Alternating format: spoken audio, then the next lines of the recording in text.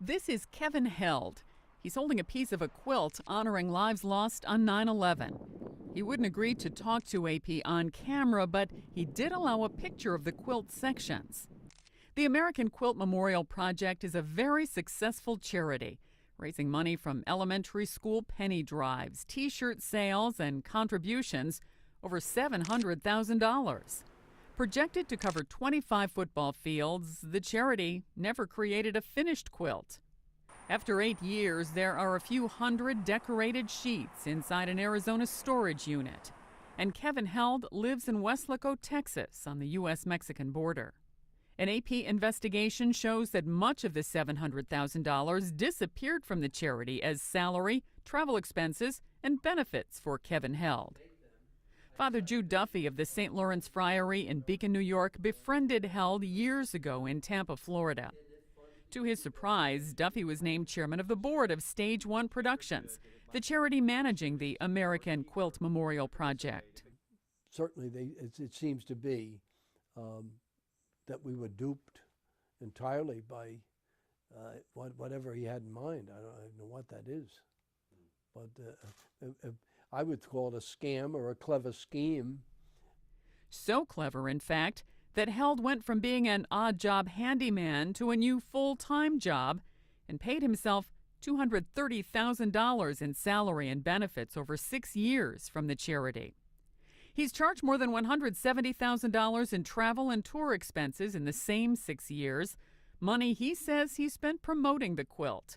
And he took $45,000 to repay money he says his mother loaned the charity. He took much of the $37,000 the charity pays for rent to cover office space costs working at this house in Weslaco, Texas. But the quilt never happened. In August, Held closed down the American Quilt Memorial after questions from the Associated Press. The AP investigation identified 325 charities started after 9/11 that received special tax-exempt status from the Internal Revenue Service, promising to serve victims of the tragedy.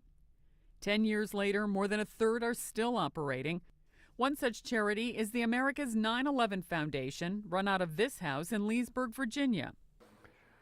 The foundation really has one funding source, and that's his ride. There is no paid staff on the foundation. Everybody's a volunteer. America's 9/11 Foundation spends far more money to stage the ride part of its mission than supporting scholarships and grants. From registration fees and other activities over 8 years, the charity raised over $2 million. We know we've given away $180,000 to college scholarships, $170,000 roughly in police motorcycles. We give one of those away every year. And the foundation has given away several $100,000 in grants to local police departments. This year, registration fees for 3,000 participants total $270,000.